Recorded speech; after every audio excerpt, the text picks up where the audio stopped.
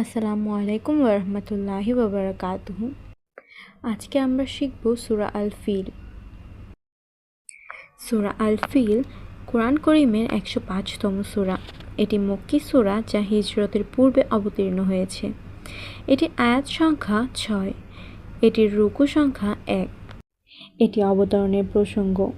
আবিসিনিয়ার খ্রিস্টান বাদশার প্রতিনিধি ইয়েমেনের তৎকালীন শাসনকর্তা আব্রাহা আশরাম কর্তৃক কাবা ধ্বংসের উদ্দেশ্যে মক্কা আক্রমণের ঐতিহাসিক ঘটনা ও সংশ্লিষ্ট শিক্ষা তুলে ধরতে এই সূরার অবতরণ।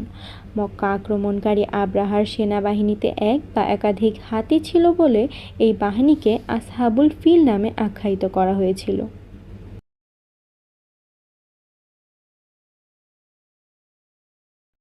সূরা আল ফিল তেলাওয়াত করছি।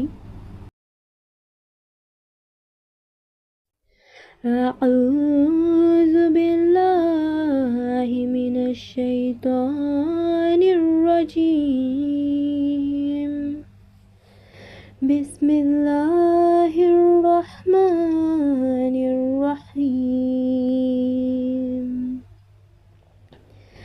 ألم تر كيف فعل ربك بأصحاب الفيل ألم يجعل كيدهم في تدليل وأرسل عليهم طيرا أبابيل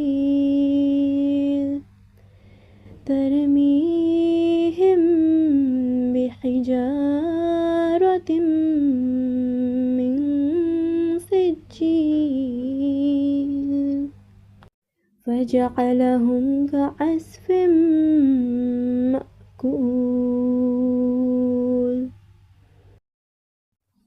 অনুবাদ: আল্লাহর নামে যিনি অযাচিত অসীম দাতা পরম দয়াময়। তুমি কি দেখো নাই তোমার প্রভুর প্রতিপালক হস্তির অধিপতির সহিত কিরূপ ব্যবহার করিয়াছিলেন? তিনি কি তাহাদের ষড়যন্ত্রকে ব্যর্থতায় পরিণত করিয়া দেন নাই? এবং তিনি তাহাদের বিরুদ্ধে ঝাঁকে ঝাঁকে পাখি প্রেরণ করিয়াছিলেন, যাহারা তাহাদের মৃত দেহগুলোকে ভক্ষণ করিয়াছিল কঙ্করজাত শক্ত পাথরের উপর আঘাত করিয়া করিয়া। অতঃপর তিনি তাহাদিগকে ভক্ষিত খড়কুটো সদৃশ করিয়া দিলেন।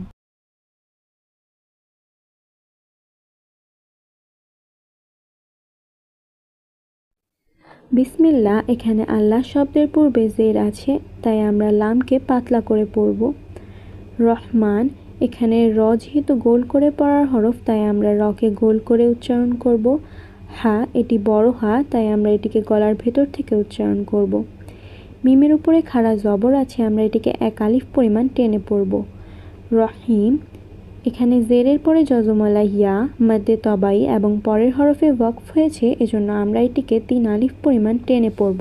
একে মাদ্দে আরজি বলে। আলাম তারো এখানে আমরা রকে গোল করে পড়ব। কাইফা জবরের পরে যজমলা ইয়া লিনের হরফ, তাই আমরা এটিকে না টেনে দ্রুত পড়ব।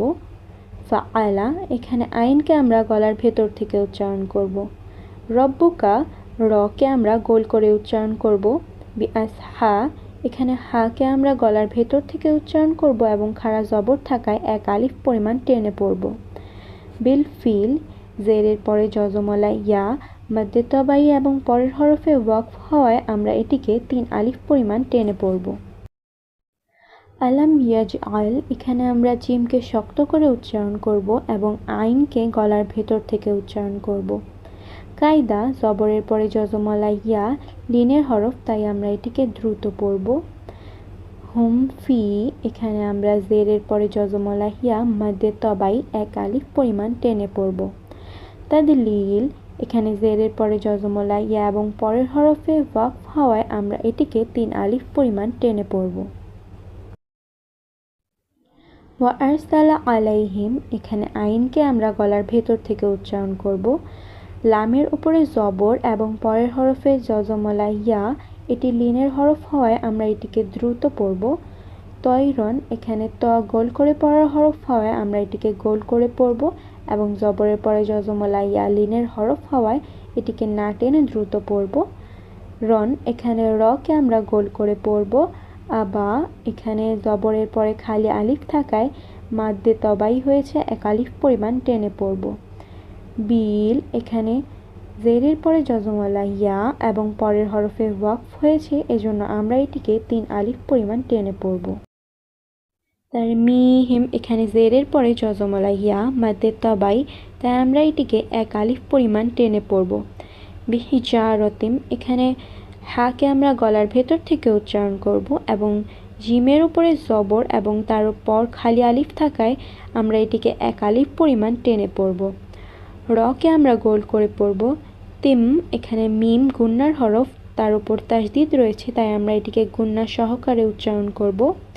এরপর নুন সাকিন এবং তারপর ইকফার হরফ সিন রয়েছে, তাই আমরা নুনকে কিছুটা অনিশ্বরের মতো গুন্না সহকারে পড়ব। সিজিল, এখানে জেরের পরে যজমওয়ালা ইয়া মাদ্দে তবাই এবং তার পরের হরফে ওয়াকফ হয়েছে, তাই আমরা এটিকে 3 আলিফ পরিমাণ টেনে পড়ব। ফাজা আলাহুম, এখানে জিমকে আমরা শক্ত করে পড়ব এবং আইনকে গলার ভেতর থেকে উচ্চারণ করব। আসফিম, এখানে আইনকে আবারও আমরা গলার ভেতর থেকে উচ্চারণ করব। ফিম মাকুল, এখানে আবার মিমের উপরে তাসদিদ রয়েছে, মিম গুন্নার হরফ, তাই আমরা এটিকে গুন্না সহকারে উচ্চারণ করব। মাকুল, এখানে আলিফের উপরে জজম আছে, আমরা এটিকে কিছুটা ধাক্কা দিয়ে পড়ব। কুল, এখানে পেশের পরে যজমওয়ালা ওয়াও এবং পরের হরফে ওয়াকফ হয়েছে, মাদ্দে আরজি হয়েছে, তাই আমরা এটিকে 3 আলিফ পরিমাণ টেনে পড়ব। আজকের জন্য এ পর্যন্তই। জাযাকাল্লাহ।